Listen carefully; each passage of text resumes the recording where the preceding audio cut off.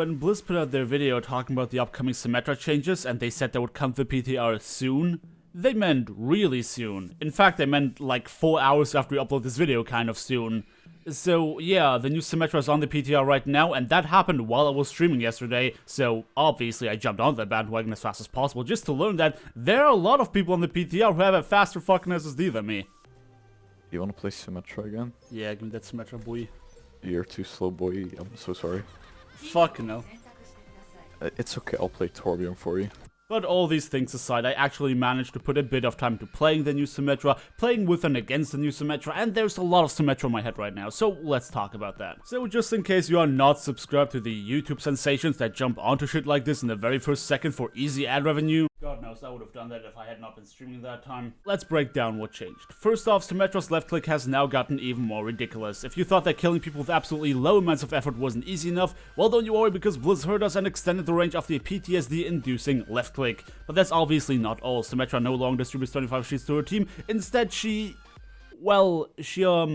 shoots Reinhardt shields, apparently. Along with that goes the addition of a brand new ultimate to her kit, making her the first hero in the game that can choose between two ultimates. You can either have her standard run-of-the-mill teleporter, or a brand new shield generator with an absolutely massive range that gives 75 shields to every teammate within its vicinity. She can also finally deploy all of her turrets immediately at the start of a round. Alright, memes aside, let's talk about Symmetra and what it feels like to have her on your team. With the increased time it takes to charge up ultimates these days, it becomes very apparent as a Symmetra when your team is not doing well. If you're any decent, you'll get your ultimate very quickly, or it will take ages if you don't. However, the shield generator is a pretty big deal, and it feels outright broken if paired up with a new Torbjorn. I mean, try to kill a McCree using Deadeye if he has 350 freaking HP.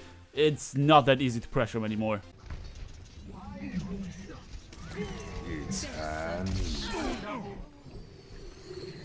At any rate, while the sound of 300 HP Tracers and 750 HP Divas is fear-inducing at first, it is not as big of a deal as you might think initially. I've been on both sides of the spectrum, and this combo alone has never affected any of my teams of solo queuers to the point where it would decide a match, which tells me that it is not as broken as it seems. Ultimately, it doesn't matter how much HP the enemies have if they don't do anything with it, and I'm not saying you can't take huge advantage of that, because you certainly can. However, these changes are obviously too new for me to have seen players use it more creatively just yet, and I feel like that goes for everything Symmetra does and has now. It is going to be like with Ana and Sombra. In the beginning, a giant shitfest. Nobody knows how to use her effectively, she'll get a lot of hate, and so on. But eventually, people will figure out how to use her, and she might become an engraved part of the meta. But at this point in time, I am not sure about her position in our current meta that strongly favors heroes like D.Va and Soldier. As we move towards more tank-heavy builds incorporating D.Va in particular, what does Symmetra bring to the table that would make her more viable than, let's say, Ana or Zenyatta? Well, if you look at our current roster of supports, it already becomes slightly difficult to find a place for her. We have the side of passive supports in Lucio and Mercy, and the side of aggressive supports with Ana and Zenyatta. In this spectrum, it seems like Symmetra wants to be part of the aggressive side of supports, but doesn't bring the amount of burst damage that Zenyatta has, nor the versatility that Ana has. So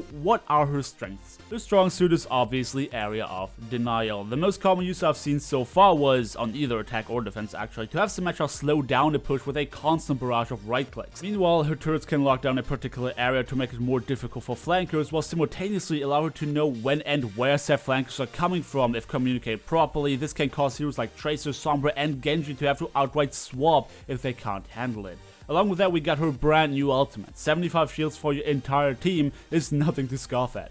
It will give your team more survivability while granting the other support on your team more time to heal their mates up, compensating for the lack of healing coming from Symmetra herself. But it's not like her utility ends there. She can also really mess with certain heroes' ultimates. Poor McCree now has another counter to his Deadeye in form of Symmetra's flying Reinhardt shield. Soldier is also going to have a slightly harder time as well, and I'm yet to see if the shields can also protect teammates from D.Va's self-destruct. The problem I see with Symmetra is that the devs have tried to put a crap ton of utility into her, which raises her skill ceiling exponentially. However, this does mean that it is extremely difficult to be somewhat effective with Symmetra, as would be the case with heroes like Sombra and Ana. For quick play, the buff to Torbjorn and the change to Symmetra simply mean another absolutely obnoxious factor to deal with. It doesn't feel overpowered in quick play, it is not too easy to be truly effective, but it is really easy to be annoying. To go back to our current roster of supports, I just don't know that I'd use Symmetra over the other supports. A tank heavy build will benefit too much from Ana's burst heal and Zenyatta's burst damage to pass out on either of those. A standard 2-2-2 comp position needs reliable heals and reliable damage, neither of which Symmetra can offer. I also don't see her replacing either Zen nor Lucio for a dive comp. That makes it sound like she simply doesn't have a place in the meta, but I don't think that's the case at all actually. While I don't see her being the strongest pick on payload or hybrid maps, I do see her being played more often on control point or maybe even King of the Hill. Something we shouldn't forget is the insane amount of damage ramp on her left click, which also has just been increased in range. If you're playing King of the Hill and you have a comp that just throws itself into a massive team fight, I see her kit being fairly effective. The shields can soak up damage, and if nobody pays attention to Symmetra and the chaos that is Overwatch's special effect cluster, she can melt people very quickly. Control point maps like Volskaya Industries might also see more Symmetra play now, and that on both sides. The shield generator can be an absolute game changer, and I feel like she really helps with negating all this stall cheese. Again, if you play a comp that just focuses around team fights and you get one pick on the last point, the defenders might start to panic. While everyone tries to kill anything and stay alive, pulling out the divas and mace to stall as much as possible, Symmetra can not only melt these heroes very quickly, but also, even more quickly, set up her turrets to do additional damage thanks to the buff, since now she can place all 6 of them down immediately. Not to mention that those types of maps have less opportunities for the defenders to go out and look for that shield generator, since again, it has an absolutely massive radius. So they would have to dedicate a member of their team to try and find it while not being part of the actual defense of the point. There's just one thing that really bugs me quite a bit, and to explain that, I'll use a term commonly used by the World of Warcraft devs, and that's class identity or class fantasy. What I would have liked to see is a Symmetra that can alter her shields, rather than taking them away entirely to be optional for her ultimate. I would have liked her to still give 25 shields to everyone, but then have 2 or 3 large shields of 50 or 75 that she can give to teammates of her choice. Since they said they didn't want Symmetra to be a healer, rather than having actual healing like other supports, she could have an AoE shield recharge that functions like Lucio's Amp It Up, but obviously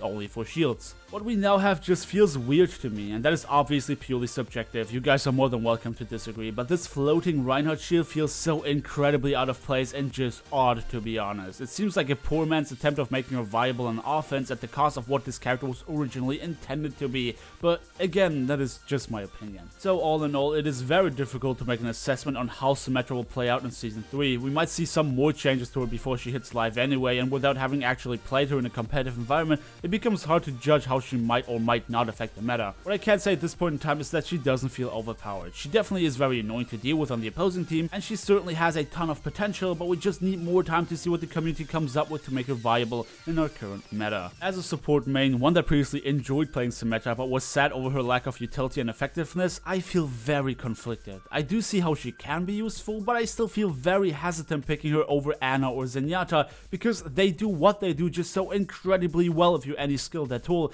while Symmetra does a lot of weird things that no other hero does, which makes her difficult to judge. But anyway, this is me done for the day. Do feel free to leave all of your thoughts and opinions down in the comment section below. Don't forget to drop me a like and if you enjoyed the video, subscribe if you want to see more, and I hope to see you guys next time. Isn't it surprising how we won after I went McCree? Just saying. Yeah, that's definitely the reason. What did you just say? Just watch this majestic play the game, please. Did I sound ironic? I'm so sorry.